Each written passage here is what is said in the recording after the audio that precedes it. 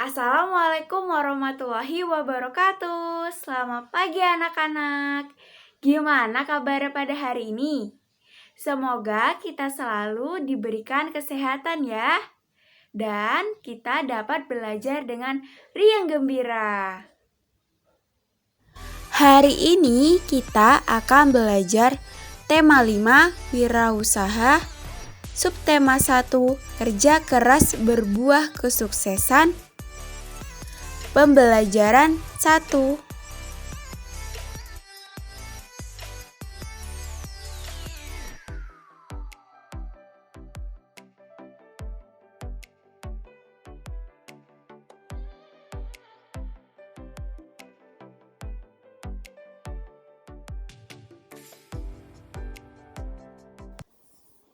Nah, anak-anak, bahwa Indonesia memiliki peranan dan posisi penting dalam perekonomian negara-negara ASEAN.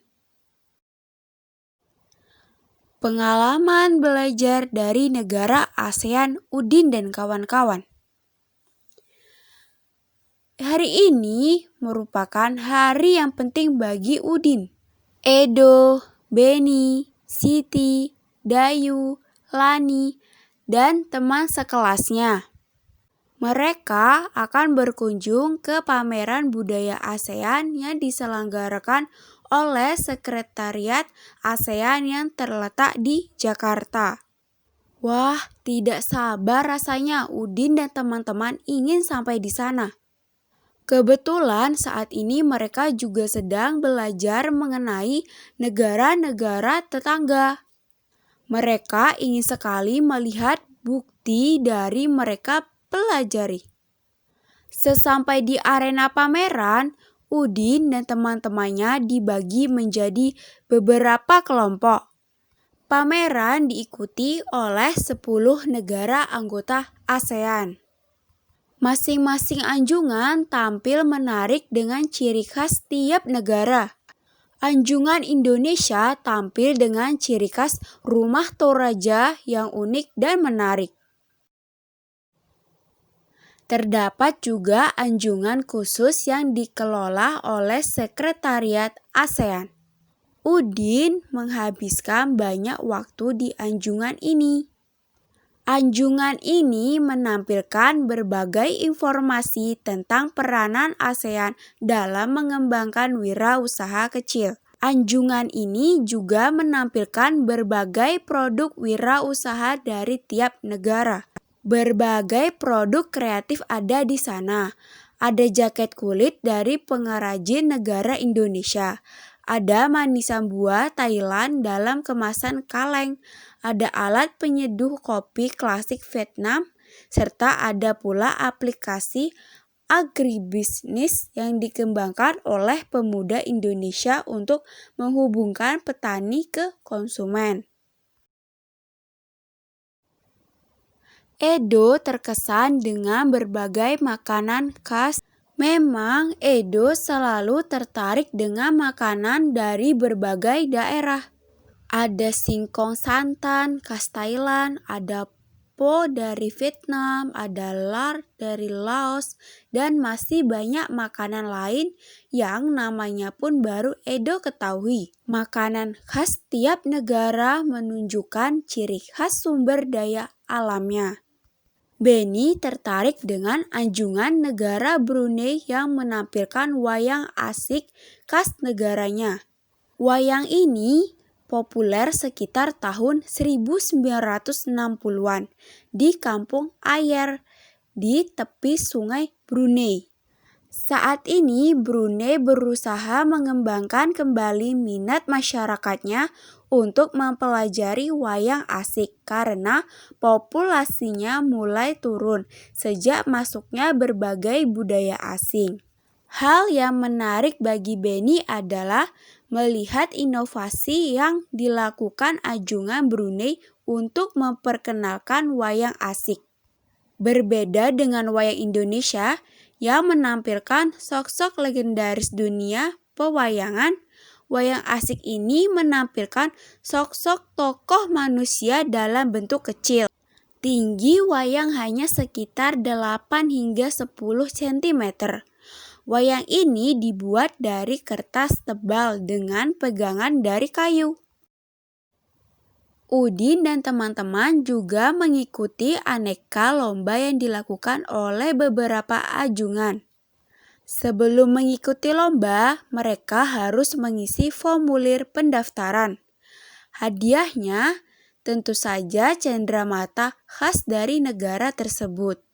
Menyaksikan pameran budaya ASEAN memberikan Udin dan teman-teman pengalaman belajar yang berharga. Kini pengetahuan mereka semakin kaya. Pengetahuan dari penjelasan guru, dari buku yang dibaca, serta menyaksikan langsung ragam karya dan budaya yang ditampilkan tiap negara ASEAN. Setelah membaca teks tersebut, silakan kalian kerjakan soal-soal berikut ini.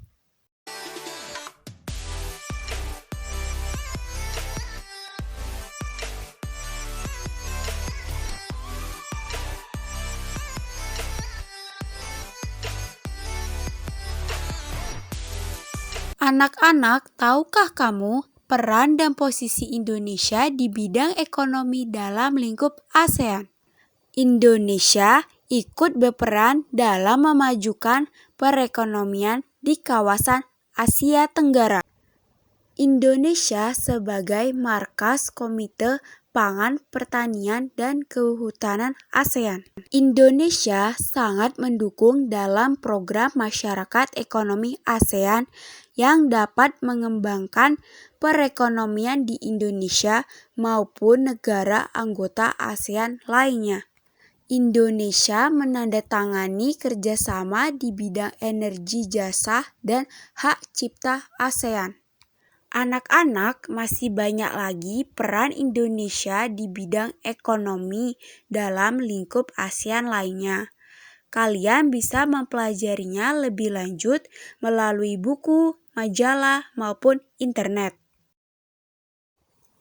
Dalam pameran negara-negara ASEAN terdapat cenderamata terbuat dari magnet yang bisa ditempel pada permukaan yang terbuat dari besi, misalnya di pintu lemari es.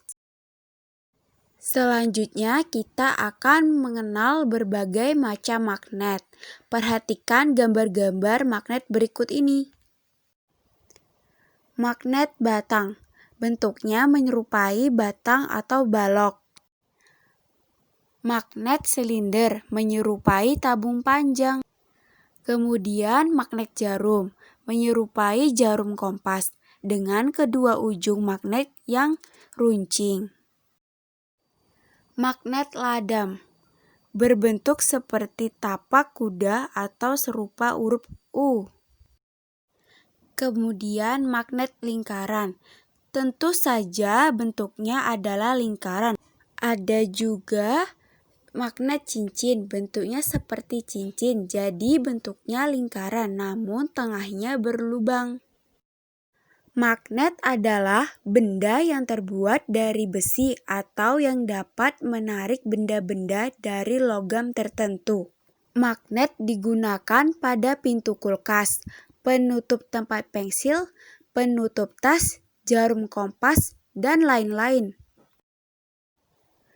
Lebih dari 2000 tahun yang lalu, orang Yunani yang hidup di Magnesia menemukan batu yang istimewa. Batu tersebut dapat menarik benda-benda yang mengandung logam. Ketika batu itu digantung, batu tersebut berputar.